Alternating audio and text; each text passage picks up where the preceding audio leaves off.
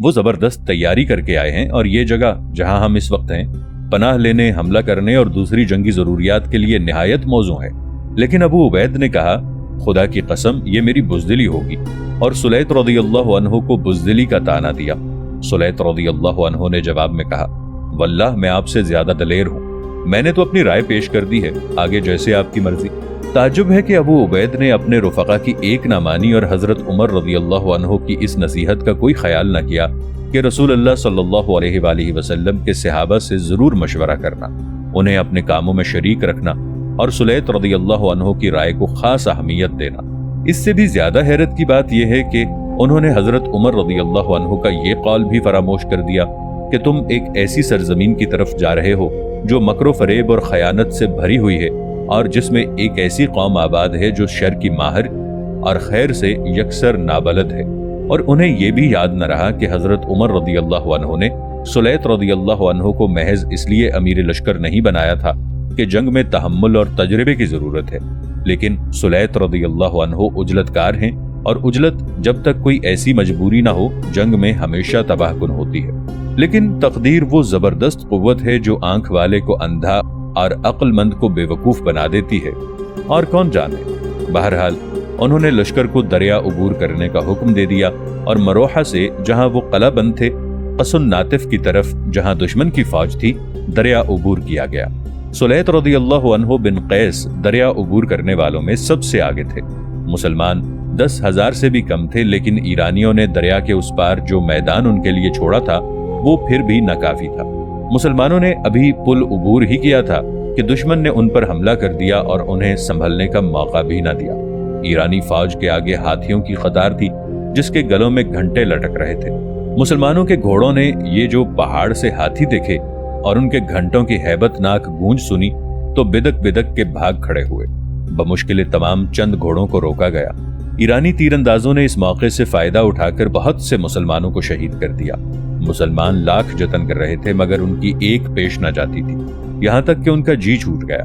अबू उबैद ने यह हाल देखा तो अपने घोड़े से कूद पड़े और उनके साथ दूसरे सवारों ने भी घोड़ों से कूदकर दुश्मनों पर हल्ला बोल दिया और इतनी बेजिगरी से लड़े कि 6,000 ईरानियों को मौत के घाट उतार दिया। इससे मुसलमानों में एक नई जिंदगी पैदा हो गई। लेकिन हाथियों की कतार जिस तरफ भी रुख कर लेती सफों की सफें उलट देती। अबू उबैद रज़ियल्लाहु अन्हु ने अपने साथियों को ललकारा, खूदों की रस्सियां काटकर सवारों समेत उलट दो। मुसलमान जाबाजों ने ऐसा ही किया और तमाम फील नशीनों को खाक पर गिरा दिया। चंद घंटे मार्का कारजार इसी तरह गर्म रहा। कभी मुसलमान ईरानियों की सफों में घुसे चले जाते और कभी ईरानी मुसलमानों को पसपा कर देते।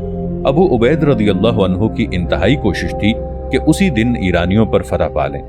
सुलैत रज़ियल्लाहु अन्हु और दूसरे अहलो राय का मशवरा कबूल न करके जो गलती उन्होंने की थी इसकी तलाफी के एहसास ने इस कोशिश में और भी इजाफा कर दिया था। उन्हें अंदेशा था कि अगर आज की लड़ाई में ईरानियों को फतह हो गई तो शिकस्त की सारी जिम्मेदारी उन पर होगी और ये नदामत हश्र तक उनका दामन न छोड़ेगी। इसीलिए उनका इज़्तिराब बढ़ता जा रहा था। जब दुश्मन को पसपा होते देखते तो मारे खुशी के उछल पड़ते और जब वो पेशकदमी करने लगता तो शर्म से पानी पानी हो जाते। जब फील नशीनों को जमीन पर गिराकर कत्ल कर दिया गया और हाथियों पर एक सवार भी न रहा तो अबू उबैद को कदरे इत्मीनान हुआ। लेकिन उन्होंने पलटकर देखा कि उनके करीब ही एक कोह बहकर सफेद हाथी है जो दाएं बाएं जिधर सूंड उठाता है मुसलमान काई की तरफ फट जाते हैं। गोया वो हाथी नहीं कोई सूरमा है जिसे जंग आजमाई के तमाम गुर मालूम है। अबू उबैद ने सोचा अगर इस हाथी का काम तमाम कर दिया जाए तो मुसलमानों की हिम्मत बढ़ जाएगी और ईरानियों की हिम्मत टूट जाएगी। ये सोचकर वो आगे बढ़े और उसकी सूंड पर एक ऐसा भरपूर हाथ मारा कि मस्तक से अलग हो गई। हाथी ने एक खौफनाक चिंगार मारी और अबू उबैद की तरफ बढ़कर उन्हें अपने पांव तले कुचल दिया। अबू उबैद ये वसीयत कर गए थे कि अगर मैं लड़ाई में काम आ जाऊं तो मेरे कबीले के फुला 7 आदमी अलग तरतीब फौज की क़यादत करेंगे। उनमें से पहले आदमी ने जो ये देखा तो अलम अपने हाथ में ले लिया और हाथी पर झपट के अबू उबैद को उसके पांव तले से निकाला। अबू उबैद रज़ियल्लाहु अन्हु अल्लाह को प्यारे हो चुके थे। उसने अबू उबैद रज़ियल्लाहु अन्हु की लाश मुसलमानों में पहुंचाई और पलट के हाथी पे हमला किया। लेकिन अबू उबैद रज़ियल्लाहु अन्हु की तरह हाथी ने उसे भी शहीद कर दिया। इसी तरह बनु सकीफ के ये 7 आदमी बारी बारी क़यादत संभालते और शहीद होते गए।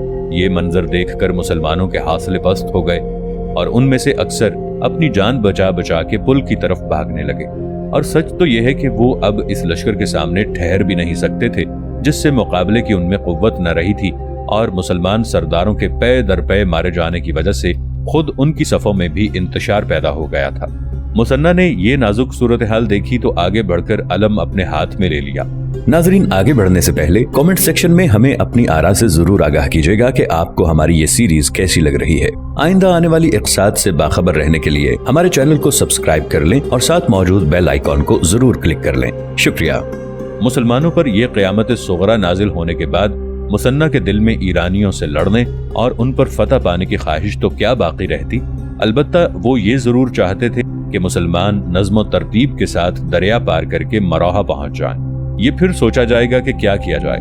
وہ ابھی واپسی کی راہ سوچ ہی رہے تھے کہ عبداللہ بن مرثد ثقفی نے پل کی ابتدائی کشتیاں توڑ دیں اور چلا کر کہا، لوگو اپنے قائدین کے نقش قدم پر چل کر جان دے دو یا دشمن پر فتح حاصل کرو۔ ابن مرثد کے اس جذباتی فعل سے مسلمانوں کے آئے آسان جاتے رہے اور انہوں نے گھبرا گھبرا کے دریا میں چھلانگیں لگانا شروع کر دی۔ جس نے بے صبری سے کام لیا وہ غرق ہو گیا۔ مثنیٰ ڈرے کہ یہ افراتفری عام نہ ہو جائے، چنانچہ وہ پرچم بدست کھڑے ہوئے اور بلند آواز میں کہا، لوگو میں دشمن کو روکے کھڑا ہوں، گھبراؤ نہیں اور اطمینان سے پل عبور کر لو۔ ہم اس وقت تک یہاں سے نہیں ہٹیں گے جب تک تمہیں اس پار نہ دیکھ لیں۔ اتنے میں ایک ناگہانی آفت نے ابن مرثد کی جان لے لی۔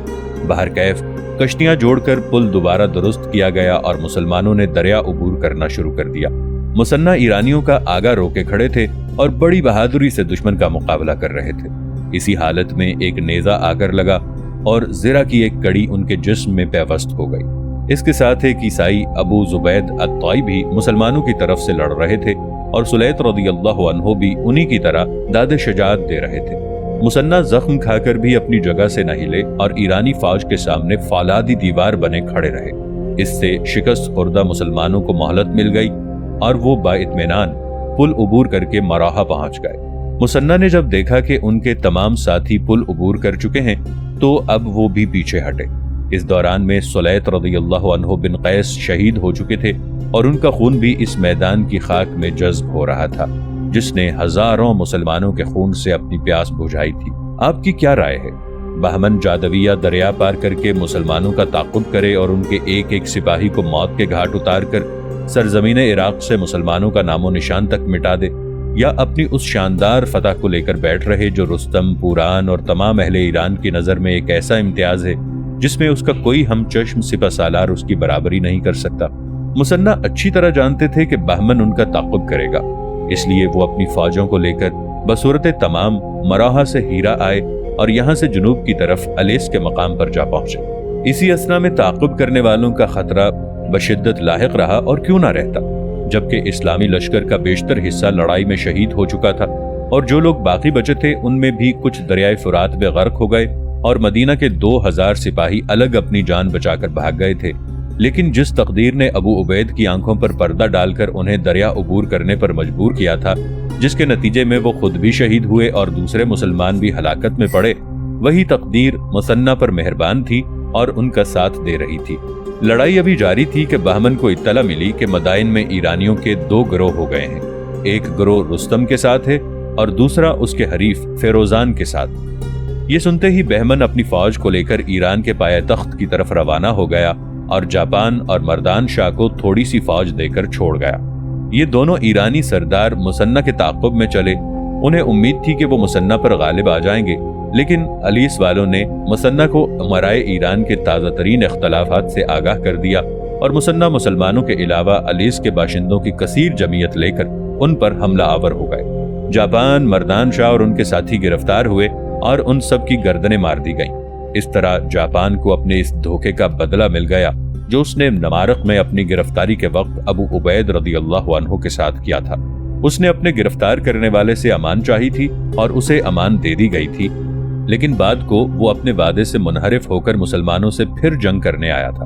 اس لحاظ سے گرفتاری کے بعد اس کا قتل انصاف کے عین مطابق تھا۔ مارکہ جسر سے بھاگنے والوں میں سب سے پہلے جو صاحب مدینہ پہنچے وہ عبداللہ بن زید رضی اللہ عنہ تھے۔ حضرت عمر رضی اللہ عنہ مسجد میں داخل ہوئے تو ان پر نظر پڑی۔ آواز دے کر پوچھا، کہو عبداللہ کیا خبر لائے ہو؟ अब्दुल्ला हजरत उमर रदी अल्लाह अन्हो के पास गए और सारी हकीकत बयान कर दी। हजरत उमर रदी अल्लाह अन्हो ने परेशानी का बिल्कुल इजहार नहीं फरमाया, बल्कि तमाम वाक़यात इंतहाई सब्र व तहम्मुल के साथ सुने। जो मुसलमान मारका जसर से भाग कर आए थे, मारे शर्म के मदीने में दाखिल न होते थे कि उनके अजीज़ व अकारिब जब ये बात सुनेंगे तो फरारो बुज़दिली पर उन्हें मलामत करेंगे। कुछ लोग जो हिम्मत करके मदीने में आ गए थे, उनकी गर्दनें भी शर्म व नदामत के बोझ से झुकी रहती थी। ये हाल देखकर हजरत उमर रदी अल्लाह अन्हो को उन पर रहम आ गया और वो लोगों को उन पर तंज़ो मलामत करने से रोकने लगे। हजरत उमर रदी अल्लाह अन्हो कहा करते थे, या अल्लाह, मैं तमाम मुसलमानों का जिम्मेदार हूँ। जिस किसी ने दुश्मन से मुकाबला किया और कोई तकलीफ उठाई, उसकी तलाफी मेरे सर है। मुसलमानों डरो, तुम मेरे पास आए हो, तुम्हारा जिम्मेदार भी मैं हूँ। अल्लाह अबू उबैद पर रहम फरमाए।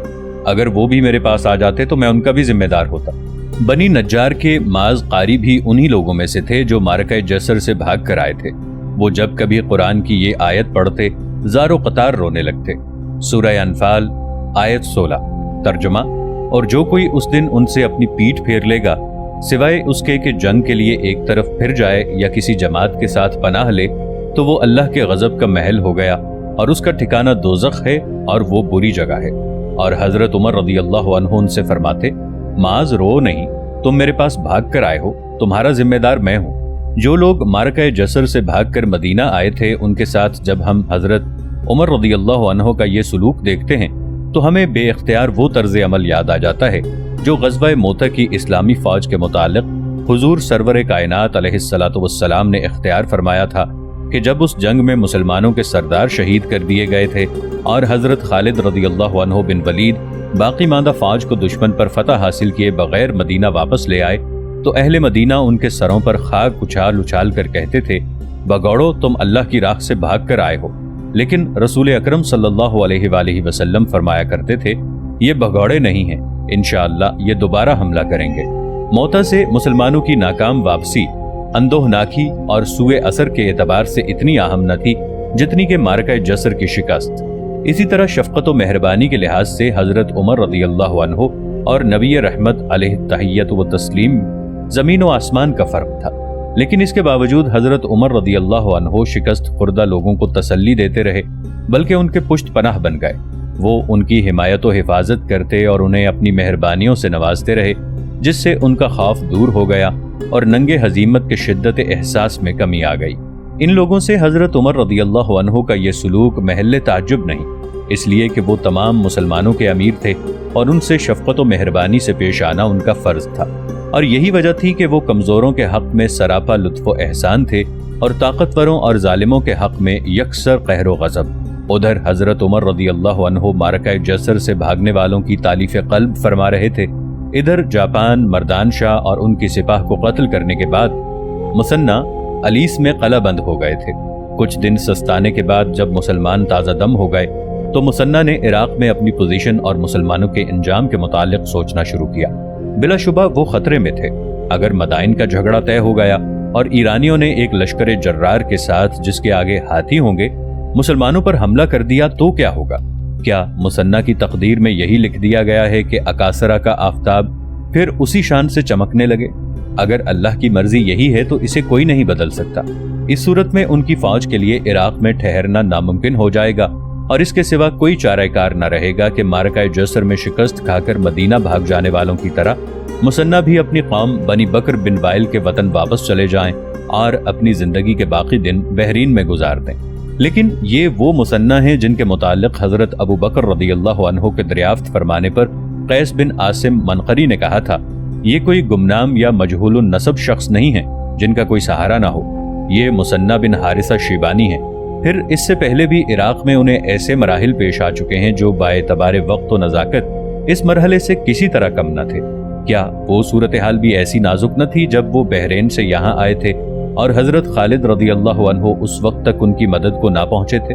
फिर इन सब से ज्यादा नाजुक और पेचीदा मरहला तो वो था जब हजरत अबू बकर रदी अल्लाह अन्हु ने हजरत खालिद रदी अल्लाह अन्हु बिन वलीद को इराक से शाम भेजा था कि वो रूमियों का शैतानी पिंदार खाक में मिलाएं।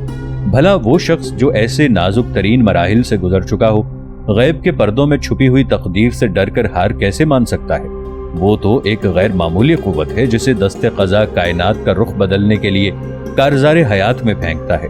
چنانچہ اس گتھی کو سلجھانے کے لیے ضروری تھا کہ مثنیٰ ایک کار آزمودہ اور متحمل مزاج قائد کی صلاحیتوں کو بروئے کار لاتے ہوئے جو ان کی ذات میں ودیت کی گئی تھیں، اور ساتھ ہی خلیفۃ المسلمین سے مدد کی درخواست کرتے جس کے قبول ہونے میں کوئی شبہ نہ تھا۔ اور جنگ اپنی کامرانیوں سے صرف اسی شخص کو بہرہ مند کرتی ہے جو صبر و تحمل سے کام لینا جانتا ہے۔ اس طرح مثنیٰ نہایت جرت و استقلال کے ساتھ ان تاریک دنوں کا سامنا کرتے رہے جو معرکہ جسر کے بعد ان پر آئے تھے، اور جن سے بعید نہ تھا کہ عراق میں مسلمانوں کے اقتدار کا خاتمہ ہی کر دیتے۔ مدینے سے عراق کمک پہنچنے کے لیے ایک خاصی مدت درکار تھی، اور اندیشہ تھا کہ اس دوران میں کہیں ایرانی حملہ ہی نہ کر دیں۔ اس لیے مثنیٰ نے ایک طرف تو حضرت عمر رضی اللہ عنہ کی خدمت میں اعانت کی درخواست روانہ کی، اور دوسری طرف آس پاس کے عرب قبائل میں اپنے نمائندے بھیجے۔ ان قبائل نے مثنیٰ کی دعوت قبول کر لی اور کثیر تعداد میں ان کے پاس پہنچ گئے۔ ان لوگوں میں بنو نمر کے عیسائی بھی شامل تھے جو کہتے تھے ہم بھی اپنی قوم کے دوش بدوش لڑیں گے۔ مثنیٰ نے اپنا لشکر علیس سے سباخ میں منتقل کر دیا جو قادسیہ اور خفان کے درمیان واقع ہے۔ یہ جگہ عرب کی سرحد کے قریب تھی، اور مثنیٰ نے اس کا انتخاب اس لیے کیا تھا کہ مغلوب ہوں تو پناہ لے سکیں اور غالب ہوں تو مزید کمک حاصل کر سکیں، اور فتح و نصرت کا سلسلہ جاری رکھنے کے لیے مدد کی انہیں بے انتہا ضرورت تھی۔ سباخ میں بہت بڑا لشکر جمع ہو گیا جس کی وجہ سے خوف کے بادل چھٹ گئے، اور مثنیٰ دل جمعی کے ساتھ آنے والے واقعات کا انتظار کرنے لگے۔ معرکہ جسر کے بعد مسلمان عراق میں جس نازک صورتحال سے دوچار ہو گئے تھے، مثنیٰ کی طرح حضرت عمر رضی اللہ عنہ کو بھی اس کا شدت سے احساس تھا، اور یہ بات بھی ان سے پوشیدہ نہ رہی تھی کہ اس نازک مرحلے پر مثنیٰ کو امداد و اعانت کی سخت ضرورت تھی۔ جب سے حضرت عمر رضی اللہ عنہ نے تائبین ارتداد پر سے پابندیاں اٹھائی تھیں، یہ لوگ جزیرہ نما عرب کے مختلف گوشوں سے کھنچ کھنچ کے مدینے آ رہے تھے۔ حضرت عمر رضی اللہ عنہ نے ان لوگوں کو عراق جانے کی دعوت دی، لیکن وہ کترا گئے اور شام کی جنگ میں حصہ لینے کی خواہش ظاہر کی، لیکن وہاں حضرت خالد بن ولید رضی اللہ عنہ یرموک میں رومیوں کو عبرتناک شکست دے چکے تھے اور انہیں کسی مدد کی ضرورت نہیں تھی۔ اس لیے حضرت عمر رضی اللہ عنہ انہیں شام بھیجنے پر رضامند ہوئے، نہ انہوں نے عراق جانے پر آمادگی ظاہر کی۔ عہد صدیقی کی بات ہے، جریر بن عبداللہ بجلی نے حضرت ابو بکر رضی اللہ عنہ کی خدمت میں حاضر ہو کر رسول اللہ صلی اللہ علیہ وآلہ وسلم کا یہ ارشاد یاد دلایا تھا کہ بنو بجیلہ کو جو مختلف قبائل میں بکھرے ہوئے ہیں یکجا کر دیا جائے، لیکن حضرت ابو بکر رضی اللہ عنہ نے یہ فرما کر انہیں واپس کر دیا تھا کہ تم دیکھ رہے ہو ہم کتنے مصروف ہیں۔ اس وقت ہماری تمام تر توجہ ان مسلمانوں کی طرف مرکوز ہے جو آج کل ایران و روم کے 2 شیروں سے پنجہ آزمائی کر رہے ہیں، اور تم مجھے اس کام میں الجھانا چاہتے ہو۔ فی الحال اس مسئلے کو رہنے دو اور خالد بن ولید کے پاس چلے جاؤ، خدا جب ہمیں اس طرف سے فراغت دے گا تو دیکھا جائے گا۔ پھر جب زمام خلافت حضرت عمر رضی اللہ عنہ کے ہاتھ آئی تو جریر نے ان کو بھی رسول اللہ صلی اللہ علیہ وآلہ وسلم کا وعدہ یاد دلایا اور اسے واضح دلیلوں سے ثابت کیا۔ حضرت عمر رضی اللہ عنہ نے اپنے امال کو لکھ بھیجا اور بنی بجیلہ یکجا کر دیے گئے۔ جب یہ کام ہو گیا تو حضرت عمر رضی اللہ عنہ نے جریر سے فرمایا مثنیٰ کے پاس عراق چلے جاؤ۔ جریر نے جواب دیا ہم شام جائیں گے، ہمارے بزرگ وہیں کے تھے۔ حضرت عمر رضی اللہ عنہ نے فرمایا نہیں، عراق شام میں اسلامی فوجیں کافی ہیں۔ ادھر سے اصرار ہوتا رہا، ادھر سے انکار۔ بالآخر حضرت عمر رضی اللہ عنہ نے ان کے حصہ غنیمت کے علاوہ خمس میں سے مزید چوتھائی حصہ انہیں دینے کا وعدہ کیا اور وہ جریر کی قیادت میں عراق جانے پر رضامند ہو گئے۔ بنو بجیلہ کی دیکھا دیکھی اور لوگوں نے بھی آمادگی ظاہر کی جن میں معرکہ جسر سے بھاگ کر آنے والے پیش تھے۔ اس کے بعد بنو ازد، ارجفہ بن ہرثمہ اور بنو کنانہ غالب بن عبداللہ کی قیادت میں چلنے کو تیار ہو گئے، اور اس طرح ایک کثیر جماعت نے جس میں مختلف قبائل کے اور بھی بہت سے لوگ شامل تھے اپنے بال بچوں سمیت عراق کی طرف کوچ کر لیا۔ مدینے میں حضرت عمر رضی اللہ عنہ اور عراق میں مثنیٰ کا یہ حال تھا۔ اب دیکھیے مدائن میں ایرانیوں کا کیا حال ہے۔ اہل ایران کو جب یہ معلوم ہوا کہ عراق میں مسلمانوں کی فوجیں جمع ہو رہی ہیں، ان کے اوسان خطا ہو گئے۔ چنانچہ رستم اور فیروزان نے آپس میں سلطنت تقسیم کر لی اور ایک بہت بڑا لشکر مرتب کر کے اس کی کمان مہران حمدانی کے سپرد کر دی۔ اسے حکم دیا کہ جلد سے جلد اسلامی فوجوں کے مقابلے میں پہنچ جائے۔ مہران اپنے لشکر کو لے کر روانہ ہوا جس کے آگے آگے ہاتھی تھے۔ وہ ایک ایسی فتح کے لیے بے چین تھا جسے دیکھ کر ایرانی मारकाए जसर में बहमन की फतह को भूल जाएं। मुसन्ना को जब इस लश्कर की रवानगी का इल्म हुआ, वो सबाख में थे, चुनाचे उन्होंने जरैर बिन अब्दुल्ला और अपनी मदद को आने वाले दूसरे कायदीन के नाम पैगाम भेजा।